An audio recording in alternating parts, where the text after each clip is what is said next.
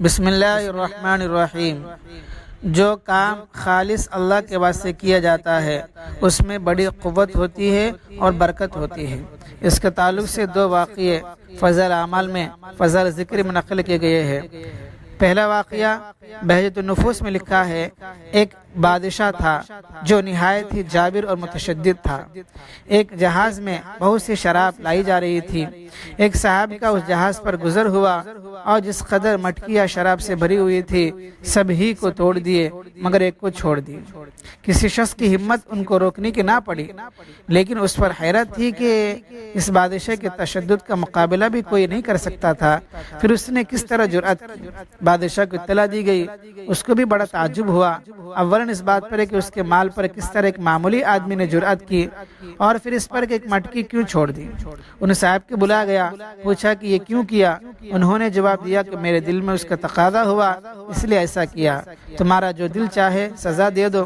اس نے پوچھا یہ کیوں چھوڑ دی؟ انہوں نے کہا مجھے اولاً اسلامی غیرت کا تقاضا تھا اس لیے میں نے توڑ دی۔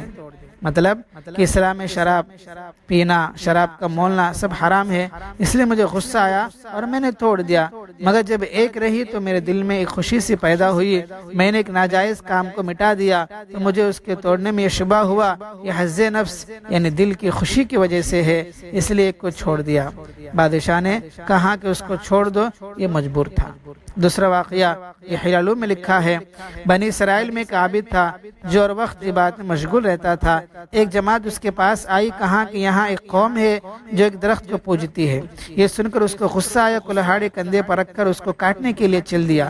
راستے میں شیطان ایک پیر مرد کی صورت میں ملا، عابد سے پوچھا کہاں جا رہے ہو؟ اس نے کہا فلاں درخت کاٹنے جاتا ہوں۔ شیطان نے کہا تمہیں اس درخت سے کیا واسطہ؟ تم اپنی عبادت میں مشغول رہو، تم نے اپنی عبادت کو ایک بیکار کام کے واسطے چھوڑ دیا۔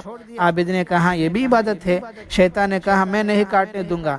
دونوں میں مقابلہ ہوا، وہ عابد اس کے سینے پر چڑھ گیا۔ شیطان نے اس کو عاجز دیکھ کر خوش آمد کی اور کہا کہ اچھا ایک بات سن لے۔ شیطان نے اپنے کو عاجز دیکھ کر خوش آمد کی اور کہا کہ اچھا ایک بات سن لے۔ عابد نے اس کو چھوڑ دیا۔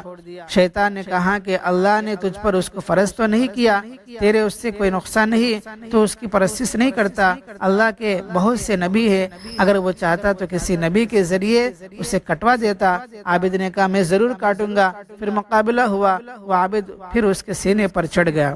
شیطان نے کہا اچھا سن، ایک فیصلہ والی بات تیرے نفع کی کہوں۔ اس نے کہا کہ کہہ۔ شیطان نے کہا کہ تو غریب ہے، دنیا پر بوجھ بنا ہوا ہے، تو اس کام سے باز آ جا، میں تجھے روزانہ 3 دینار اشرفی دیا کروں گا، جو روزانہ تیرے سرحانے رکھے ہوئے ملا کریں گے، تیری بھی ضرورتیں پوری ہو جائیں گی، اپنے اعزہ پر بھی احسان کر سکے گا، یعنی دوستوں پر، رشتہ داروں پر، فقیروں کی مدد کر سکے گا اور بہت سے ثواب کے کام کر سکے گا۔ اس میں ایک ہی بات ہوگا وہ بھی بیکار، وہ لوگ پھر دوسرا لگا لیں گے۔ عابد کے سمجھ میں آ گیا، قبول کر لیا۔ 2 دن تو وہ ملے، تیسرے دن نہیں ملے۔ عابد کو غصہ آیا اور کلہاڑی لے کر پھر چلا۔